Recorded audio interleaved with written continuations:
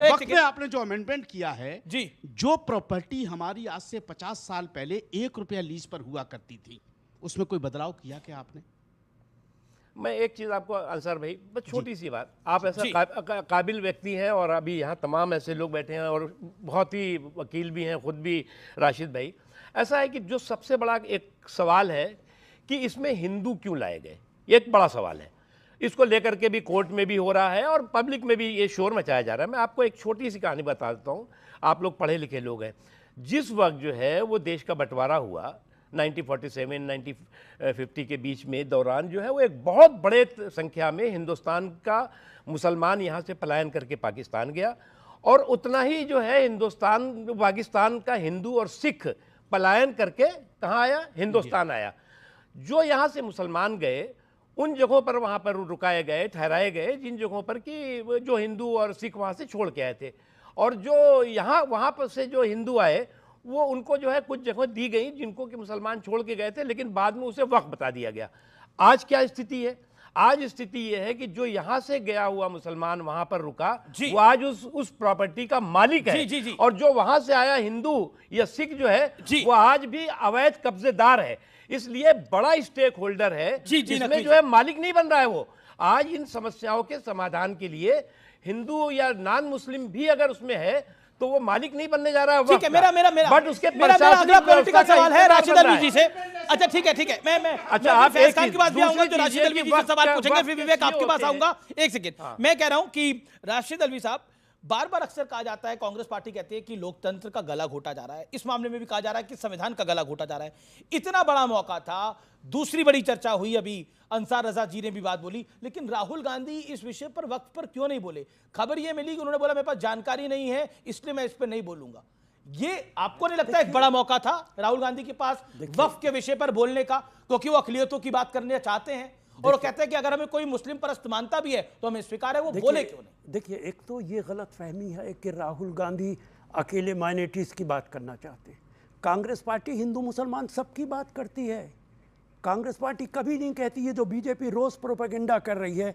और अभी मोदी साहब ने बोला है कि 50% मुसलमानों को टिकट दे दो और कांग्रेस का प्रेसिडेंट मुसलमान बना दो। अलवी साहब बन जाए कांग्रेस के राष्ट्रीय अध्यक्ष। सुनिए, मैं तो आपके फेवर की बात कर रहा हूं सर। सुनिए ना मेरी बात, खुदा करे आपकी बात सही साबित हो जाए। इनकी कुर्बानी बहुत है। नकवी भाई, मौलाना आज़ाद इस देश के 6 साल प्रेसिडेंट रही कांग्रेस के। मीर कासिम साहब इस देश के कांग्रेस के प्रेसिडेंट रहे। बिहार का मुख्यमंत्री एक मुसलमान रहा। अब राजस्थान का मुख्यमंत्री बरकतुल्ला साहब रहे, मुसलमान रहे। महाराष्ट्र का मुख्यमंत्री अंतुले साहब रहे। आसाम के मुख्यमंत्री एक महिला मुसलमान रही। अरे कितने मुसलमानों को कांग्रेस ने किया है। अच्छा, राहुल गांधी क्यों नहीं बोले? राहुल गांधी नहीं बोले? कोई जरूरी कि हर इशू पे राहुल गांधी बोलेंगे? वक्फ के मामले में मैं राहुल गांधी से ज्यादा जानता हूं, ज्यादा बेहतर बोल सकता हूं, तो राहुल गांधी मुझे बोलने का मौका। पर राफेल पे वो बोलते थे, गब्बर सिंह टैक्स जिसको वो बोलते थे, जीएसटी पे वो बोलते थे, वो तब कोई डिफेंस एक्सपर्ट तो नहीं थे, तब वो इनकम टैक्स एक्सपर्ट तो नहीं थे। राफेल के बारे में वो ज्यादा जानते थे। ओके, फैज खान आपका पॉइंट क्या है, बोलिए। बिस्मिल्लाहिर्रहमानिर्रहीम। मैं राशिद अलवी साहब, आप जो कह रहे हैं कि मुसलमानों को ये दिया, मुसलमानों को वो दिया, मुख्यमंत्री बनाया, ये किया वो किया, चंद मुसलमानों को कुछ कुछ दे दिया और 25 करोड़ 20 करोड़ मुसलमान। सच्चर कमेटी की रिपोर्ट ये कहती है कि शिक्षा में सबसे पीछे, आर्थिक स्थिति में सबसे पीछे, हर चीज़ में सबसे पीछे। एक बात और मैं ये कहना चाहूँगा साहब, हमारे देश में कानून है, कोई ईश निंदा करता है, चाहे राम जी के बारे में कहे, चाहे पैगंबर हजरत मोहम्मद सल्लल्लाहु अलैहि वसल्लम के बारे में, हमारे यहाँ कानून है। लेकिन ये कह देना कि किसी की आंख निकाल लो, कोई विदेश की बात उसको यहाँ पर लागू करना, कि कोई हमारे धर्म के बारे में कहेगा, तो जैसे रश्दी के साथ किया गया, साहब ने रश्दी जी को कोट किया, वही तो मैं कह रहा हूँ। मतलब ये कितनी हिंसक बात है। मतलब ये एक मिनट, ये कितने खानदानी दिख रहे हैं और वकील भी हैं, और ऐसी हिंसक बात। जवाब मैंने कहा था कि मज़हब के मामलात में अगर मदाखलत करते हैं उसके नतीजे अच्छे नहीं निकलते। मेरा ये जुमला था। नकवी साहब, with due respect to you, 150 crore के मुल्क में 23 करोड़ वोट लेकर के बीजेपी सत्ता में आती है। 150 करोड़ के देश में, करोड़ के मुल्क में 23 करोड़ वोट लेकर के आपकी पार्टी सत्ता में आती है, यानी कि majority is still not with you. और आप एक के बाद एक कानून बनाए जा रहे हैं, बिना पूछे आप बनाए जा रहे हैं। किससे पूछे? आप रजामंदी हो या रजामंदी ना हो, बिल्कुल बिल्कुल, मुझसे भी पूछना होगा। मैं देश का नागरिक हूं तो मुझसे भी पूछना होगा। आप अगर वोट देते हैं तो आपसे भी पूछना होगा। ठीक है, जवाब। अब आप मुझे बताइए, मैं अलवी साहब की जो बाइट है उससे मैं बिल्कुल सहमत हूं। अगर बिना पूछे बिल गले के नीचे उतारे जाएंगे ब्रूट मेजॉरिटी से तो गांधी के रास्ते पे चलते हुए सड़क पे उतरना पड़ेगा।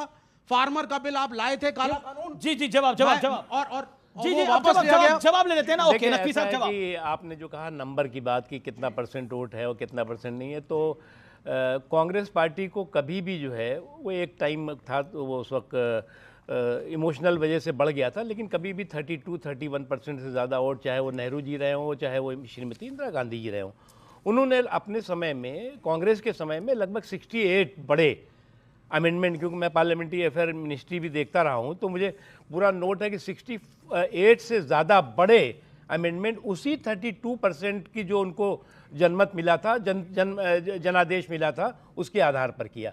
इसमें तो मोदी जी को जो है वो प्रचंड जनादेश और जनमत है, बहुमत है, एक चीज़।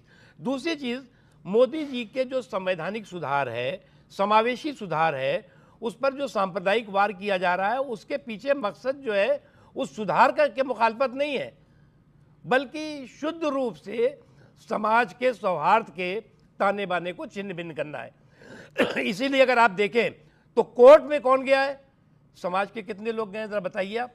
उसमें सियासी पार्टियों के सारे बिल्कुल आखिरी दौर है। एक सेकंड आखिरी दौर है। अलवी साहब एक आरोप है कांग्रेस के ऊपर और खासतौर पर मुस्लिम लीडरशिप के ऊपर कि मोदी से डराकर वो मुसलमानों का वोट बैंक रखना चाहते हैं विपक्ष। सीधा सवाल और सीधा जवाब 20 सेकंड के अंदर, फिर रैपिड फायर राउंड शुरू कर रहा हूं मैं। देखिए, ना तो हिंदुस्तान का मुसलमान मोदी साहब से डरता है, न किसी ताकत से डरता है।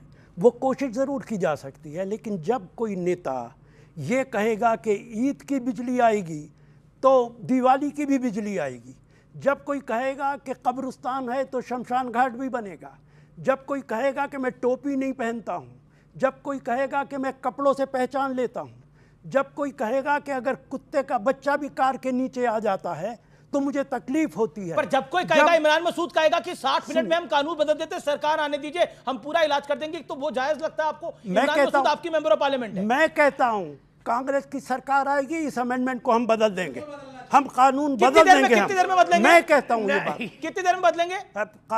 ये टाइम, ये 60 मिनट दिए जा रहा ना। इमरान मसूद कह रहे हैं 60 मिनट। इन्होंने तो जेपीसी में भी भेजा, सबसे लंबी बहस भी कराई, उसके बाद वो संविधान के विरुद्ध है, और आप 60 मिनट में बदलने की बात करते हैं। मेरे अजीज दोस्त, एक मिनट, जो डराने की बात आप कर रहे हैं, जब एक मुख्यमंत्री कहेगा जमीन में गाड़ दूंगा, जब एक मुख्यमंत्री कहेगा कि मिट्टी में मिला दूंगा, जब एक मुख्यमंत्री माफिया को, एक मुख्तार अंसारी को, सुनिए, मैं किसी का नाम ही नहीं ले रहा, माफिया की बात मैं किसी का, उन्होंने माफिया की बात, उन्हें हक है मिट्टी में मिलाने का, क्या अदालत करेगी? माफिया को मिट्टी में मिलाने की अदालत करेगी कि वो करेंगे? देखिए क्या है